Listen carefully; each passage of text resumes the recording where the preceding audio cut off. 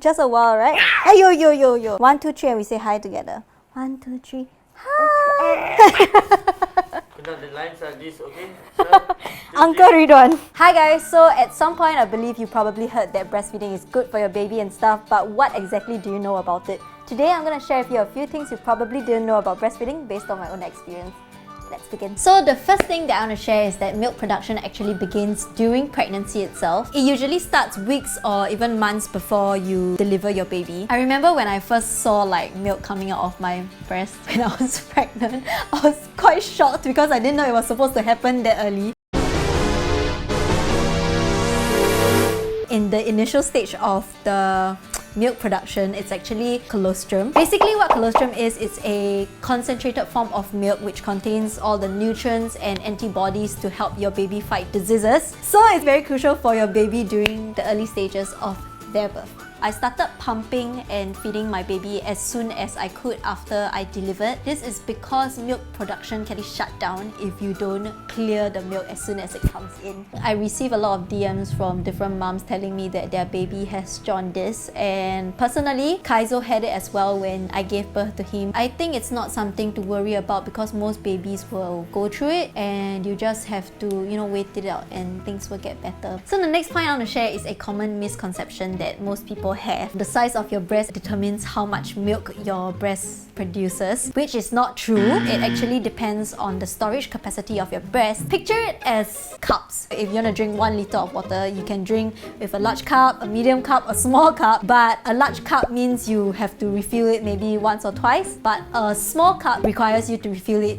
more times. If your storage capacity is small, you would have to empty it more often, whereas if you have a bigger storage space, you can empty it less. So for those people who are asking how you increase your milk supply, the emptier your breasts are, the faster the milk production. So you just have to pump or feed more regularly, and that will help to fill up your breast. So don't just give up the moment your supply is low over the first few days, because it will gradually increase, just like how mine did. I only started with a pathetic amount of 10 ml, but today I can get up to 300 ml per session. In a day, I get up to 2 liters. So yes, don't give up. Breast milk actually provides your baby with all the nutrients and vitamins he or she needs. Yes, they actually do not need food at all in the first few months. Breast milk actually contains antibodies which helps to strengthen your baby's immune system, fight against allergies. Compared to formula, which is milk powder, it's a lot more easy to digest, so there's lesser chance of constipation as well.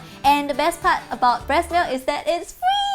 So stress, the amount of rest you have, and your diet can actually affect your supply. I noticed that whenever I'm very stressed or tense, my milk supply tends to slow down. When you breastfeed, your body actually needs about 300 to 500 extra calories a day, which is why I tend to feel a lot more hungry. Which leads me on to my next point, that breastfeeding actually helps you lose most or all of your pregnancy weight, because breastfeeding helps you lose calories and it strains your uterus at the same time, which is why you can get back into shape a lot faster. Personally, I lost about 12 kg over the last 3 months just from breastfeeding alone. Obviously, it's not the same for everyone. To me, when you're breastfeeding, the most important thing is your baby's needs. I won't advise you to go on a diet because it actually affects your nutrient levels, which will affect your health and your milk supply, and it's not good for your baby. So simply just eat when your body tells you to and you should be fine. If you're curious, breast milk actually tastes sweet, which I'm gonna let some of my friends try later on. But personally, I feel that it tastes slightly like diluted condensed milk. Most of the time it doesn't have a smell to it, but sometimes you get a bit of a soapy smell, and fun fact, that's because it contains a high level of lipase. I'm not sure if that's how you pronounce it. So anyway, like I said, I'm gonna get one of my friends to try how breast milk tastes like. So, Ridan! No, I cannot. I'm lactose intolerant. I will help you find another friend, Amanda. This is so bizarre. You just like taste it. I don't know, I feel very awkward that this is happening. When it comes to food, right, it's always the sniff test first. Just do it! I'm so scared. Okay, I'm just gonna... Brave! You're right. Cringing behind. It really does taste like diluted condensed milk. It's actually not that bad lah. It's just very You're enjoying it already. it's just very, very bizarre. Bizarre. Next, breast milk can actually be pumped out to store or to feed. Personally, I bottle feed my baby most of the time now. In order to express your milk, there are 3 different ways. You can get an electric pump, a manual pump, or hand express. Personally, I prefer using an electric pump because it saves me a lot of time and effort. If your baby already has enough to drink and you still have excess milk like I do, you can actually store it for feeding later on. So a lot of you have been asking me, is there an expiration date for your milk? There is. Right after you pump, you can keep it in room temperature for about 4 to 6 hours depending on how cool or warm the environment is. A normal refrigerator for up to 5 days. If you are intending to freeze your milk, you can actually freeze them for up to 12 months. That's if you have a deep freezer, but if you don't and you have a normal freezer, you can put it up to 6 months. Ideally, I prefer to use my milk within 3 months. And yes, breast milk can actually be used as a milk bath for your baby. It's known to help moisturize your baby's skin, heal diaper rash, soothe redness and itchiness. It can also help with scratches or abrasions. So these are some of the benefits that comes with a milk bath. So breastfeeding, even though it has this long list of benefits, it actually is pretty painful when you do it wrongly. So that's something that I wasn't expecting before I actually breastfed. One of the reasons that causes pain would be improper latching. It can actually cause soreness and cracked nipples and sometimes even bleeding. I know having an oversupply may sound like a great deal to many, but it wasn't for me because an oversupply caused me to have constant blocked darts and mastitis, which were really painful. My boobs were constantly engorged. Just imagine a water balloon, when it's filled with milk to its brim, it will start to feel like it's gonna explode, right? Yeah, that's how it feels.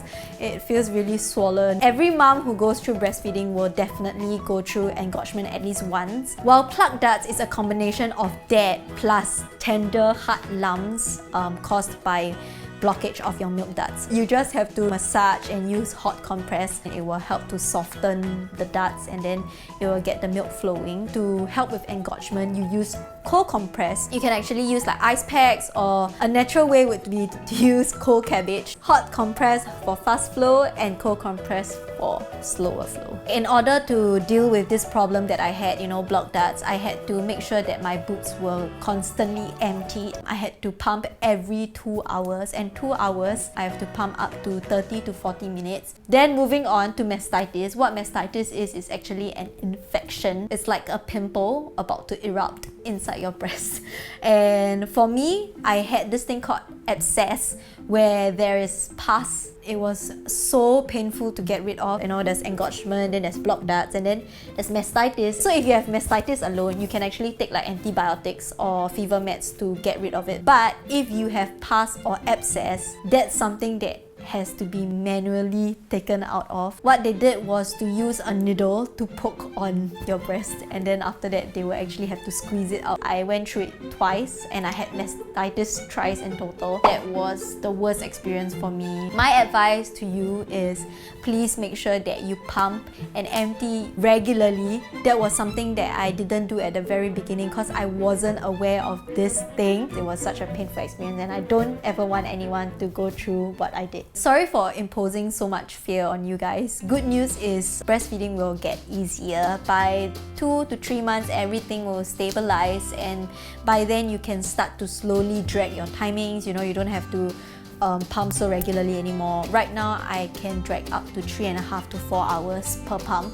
So that's a great deal to me because I can get more things done in a day. Anyway, after speaking about all the pain, it's not all just about that, because breastfeeding can actually be a pretty enjoyable experience for you and your baby. There are different positions where you can actually explore with your baby to create an intimate time for the both of you. Remember that your own health and well-being is as important as your baby's, because you need to be okay in order for you to attend to your baby's needs and wants. That's the end of the video. I hope you guys enjoyed watching this or learned something today, and I hope to see you guys soon. Bye bye. So Naomi, can we make cheese from your breast milk? What?